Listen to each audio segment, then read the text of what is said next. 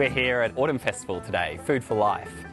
This festival is all about sharing food from providers and producers that we know and love. We've got Rick Storrier with his mushroom burgers, we've got Jane Reid with their sustainably grown grass-fed beef.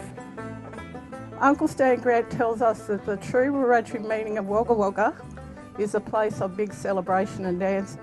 Go away Ambana, welcome to Wiradjuri country. It's our little bit of paradise right in the middle of the city. These open days are for people to come on down on the weekends and see what we're about.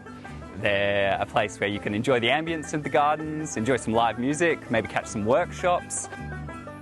Here at ErinEarth, we're all about sustainable living. We share our tips and tricks to get your garden pumping and the birds and the bees singing. Come and visit us sometime and we'll teach you how to tread lightly.